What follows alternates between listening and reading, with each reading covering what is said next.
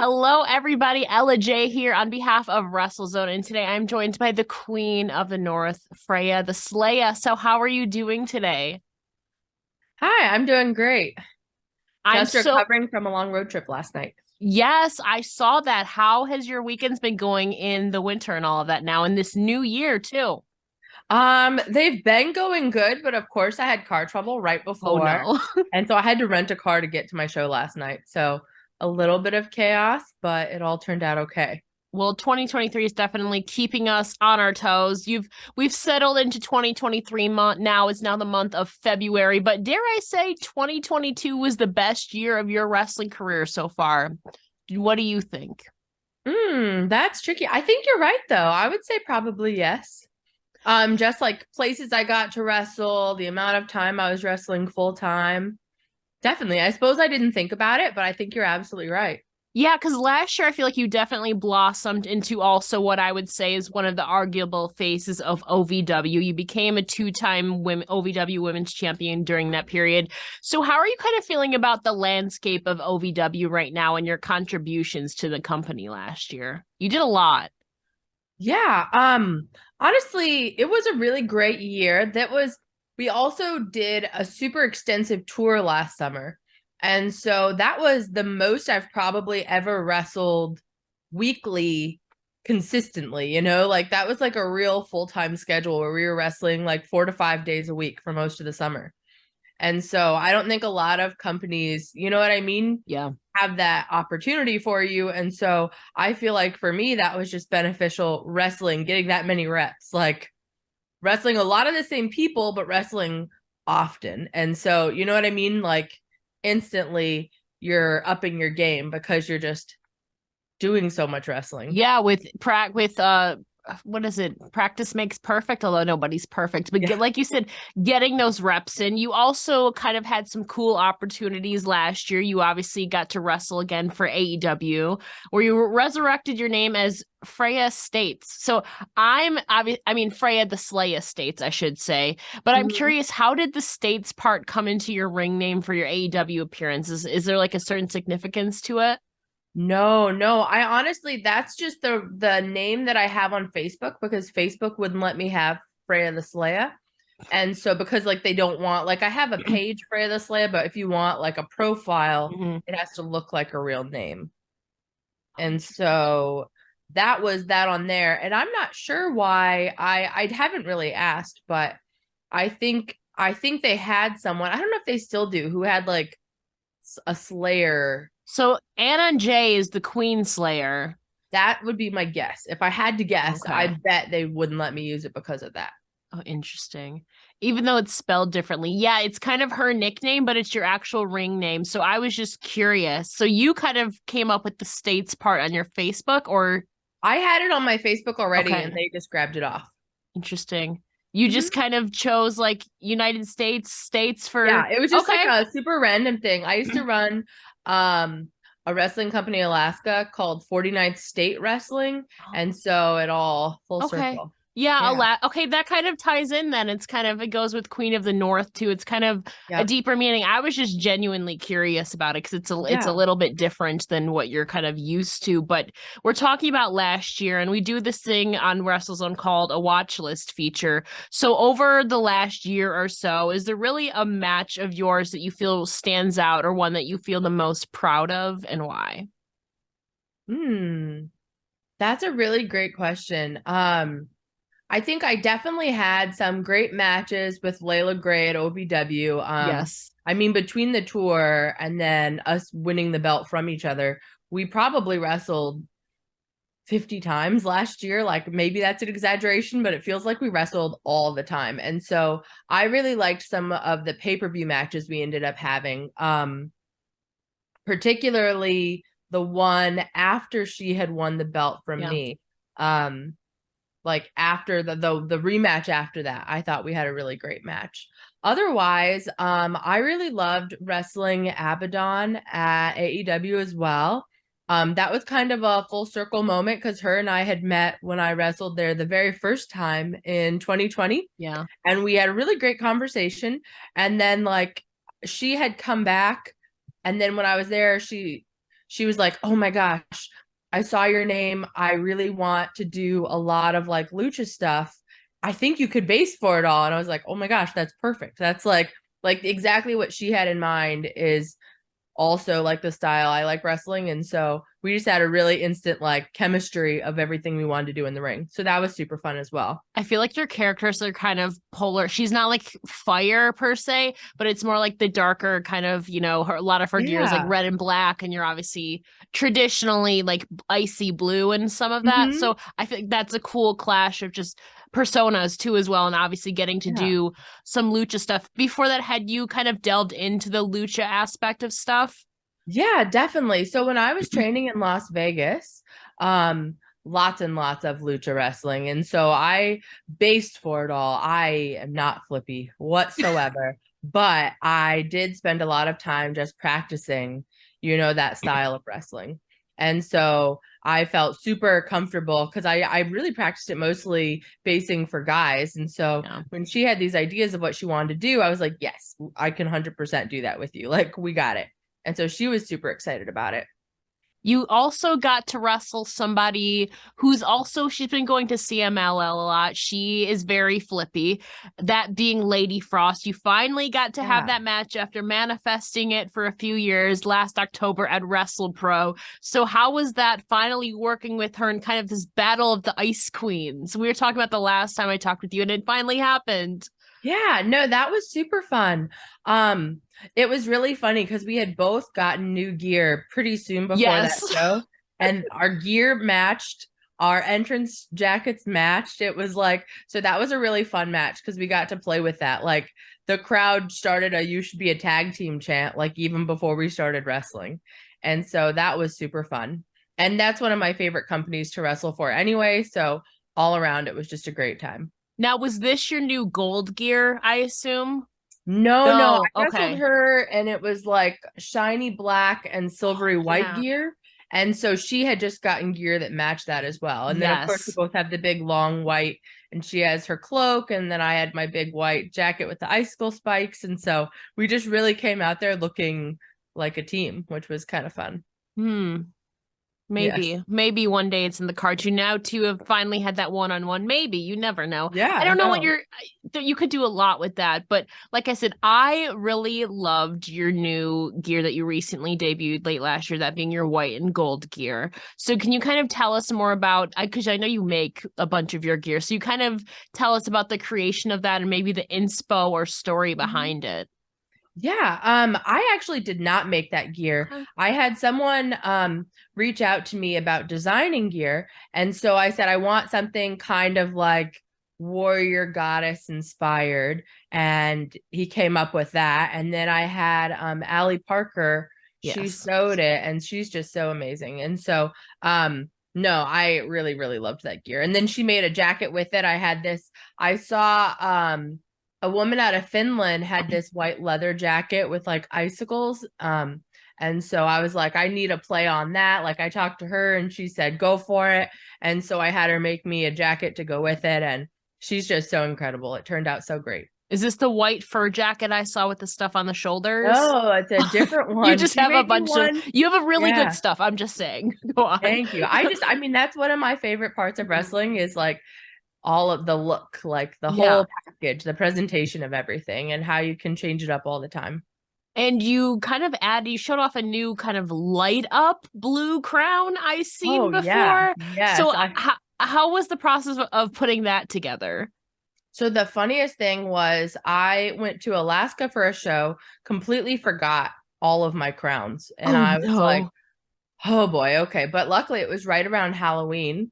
And so I just started hunting around and happened upon an Ice Queen crown, and I that lit up and perfect. So I mean it's just funny how things just fall into place Yeah. sometimes. Well, and you got lucky to it around the time of year. Like I'm sure Ice Queen, Ice Princess is a popular kind of like Yes. Elsa kind of Yeah, popular definitely. thing around Halloween. So you never know. I think you could bust that out really anytime it is winter season right now. How many For sure. crowns are in your are in your collection currently? Oh gosh. I never There's at thought. Let's there's see. at least four or five, like I'm envisioning off the top of my head. Yeah, so I started with like ones that were quartz, and Yes. then I have a black, gold, white. I think I'm up to six now that Okay. I say it. Yeah, I Okay. have quite a few, but then like certain ones are impossible to travel with. Yeah. And then I have two that have broken from traveling with them. And so like they're kind of like held together with glue and wire. So I try not to travel with them much Yeah. anymore. But yeah, I think I've gone through six incarcerations or in not incarcerations. What's the word? Reincarnations. Incarnations. There's the Yeah. word. No, not jailed, just Yeah. recreated Although the one versions is of it. kind of busted, it is kind of in jail. It's kind of paused. That's true, right? Yeah, it's on standby. So it learns to hold itself together a little better. But earlier you were talking about I think you said last summer you did a lot of stuff at OVW, and I don't know if this is where it all went down, but I know you wrestled a lot at fairs last summer. And you Yeah. mentioned that you loved state fairs your entire life, and you began the carny life at age 9 via your Instagram. So can you kind of elaborate on that statement? What was your involvement in the carny life, as you put it?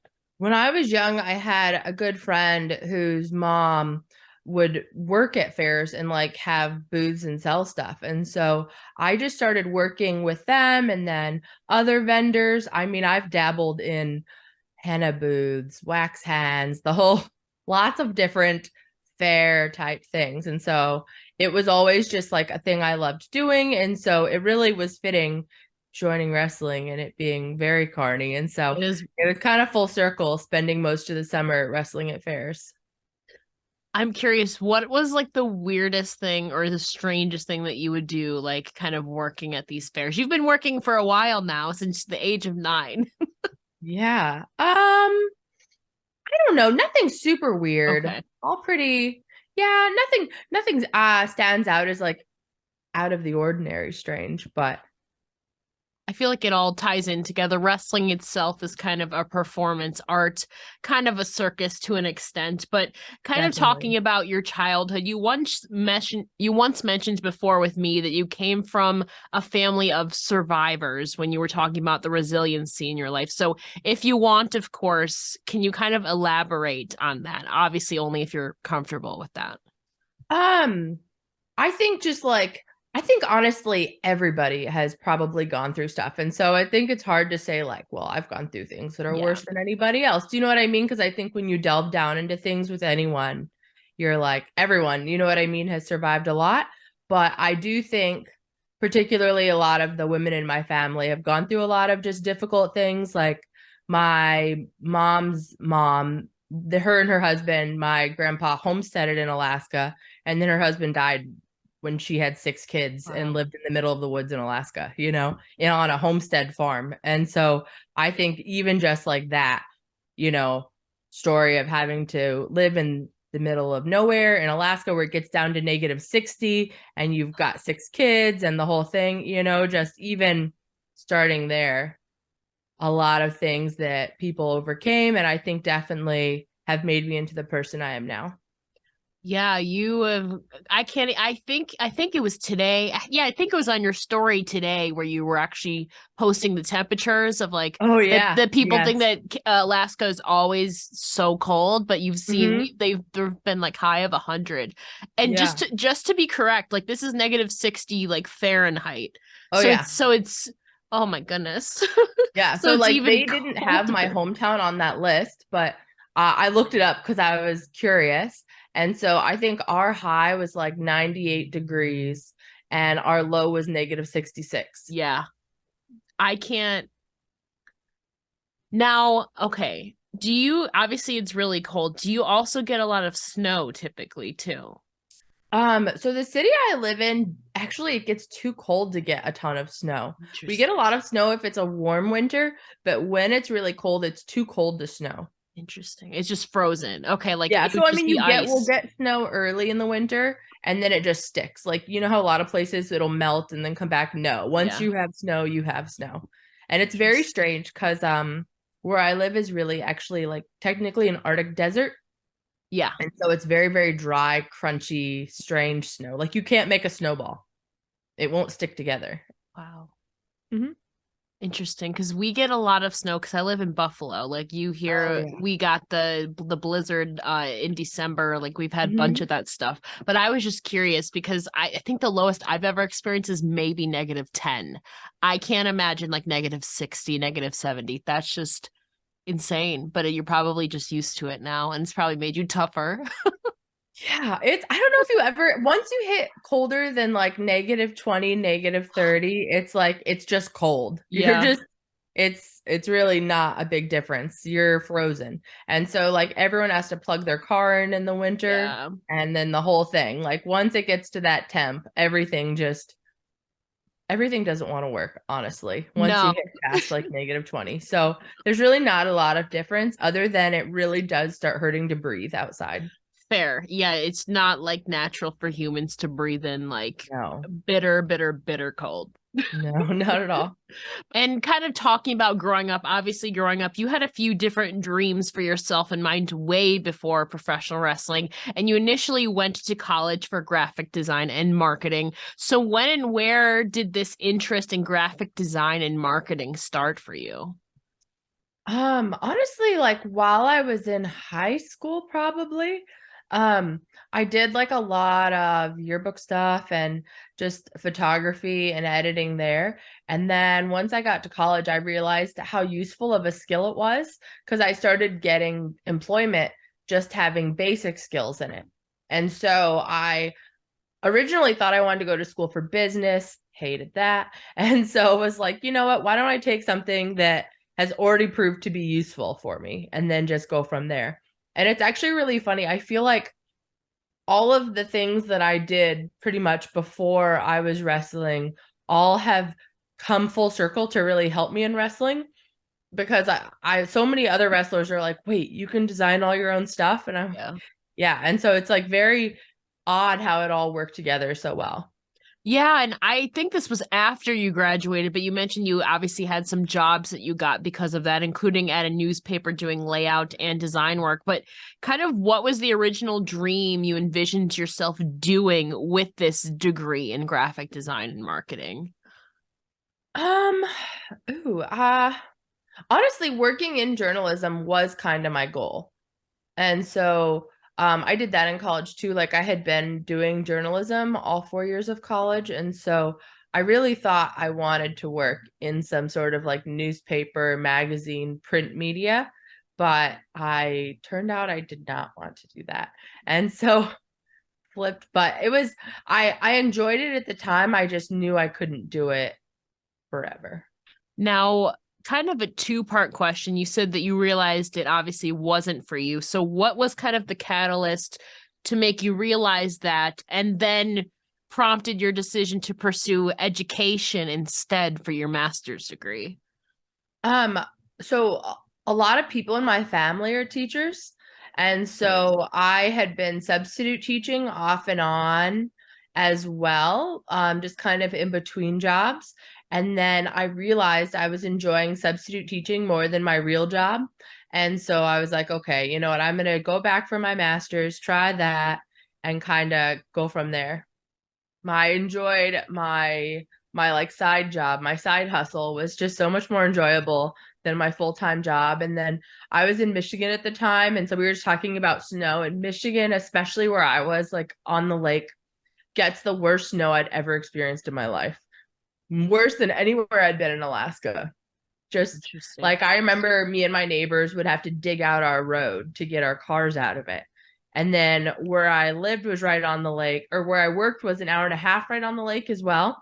And so it was normally like an hour drive, but then sometimes in the winter it would take 2 to 3 hours to get there.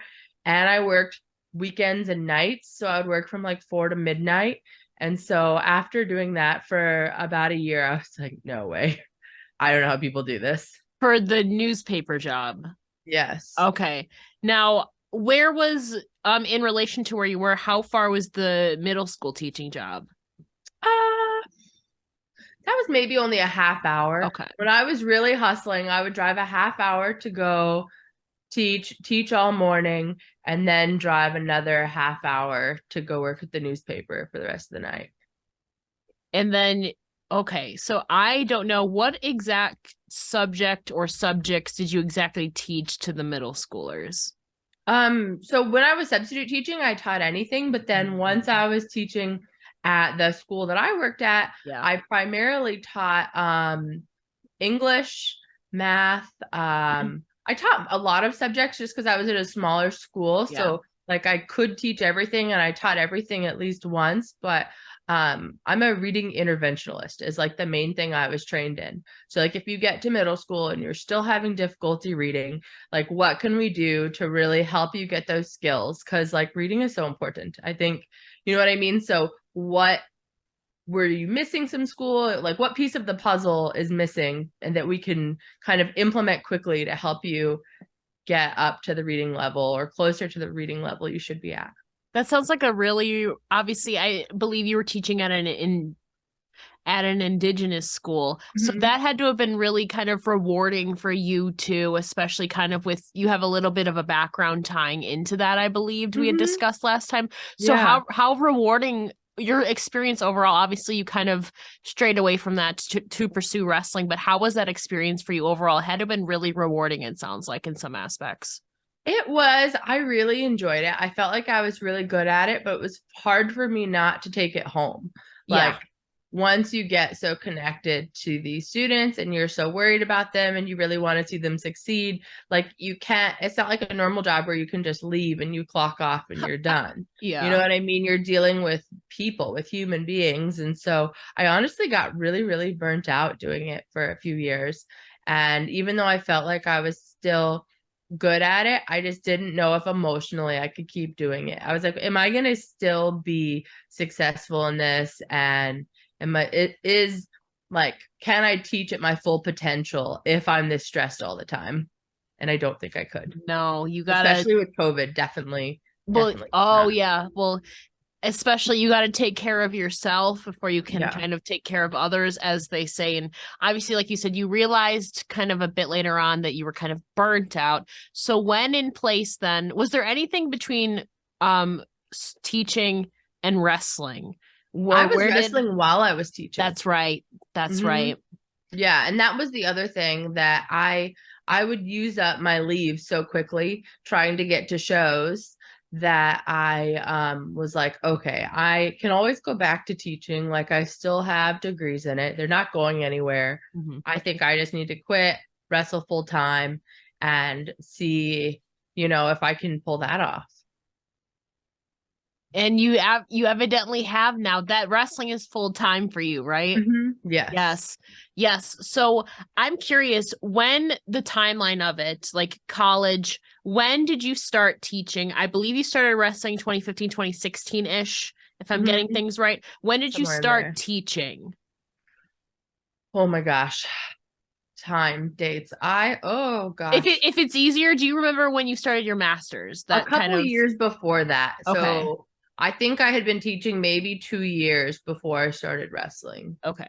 somewhere in there. Yeah. But it's just so funny. Like even this year, I don't know, I'm not good with timelines. Like Fair I enough. can't believe we're already in February. It I just can't seems either. like the years zoom by. I'm like, wait, it's still early January, right? And so yeah, no, How not was a time person. yeah, how was that transition for you kind of getting yourself lined up to go this we'll close out with this, but how did that transition go for you? Kind of you're like, you made that decision, I'm gonna stop teaching, I'm gonna make wrestling full time. That's scary because like I just started doing like wrestling media full time and it like Mhm. it's hard to like have that confidence in yourself financially, schedule wise. How was that transition for you to going full time in wrestling then?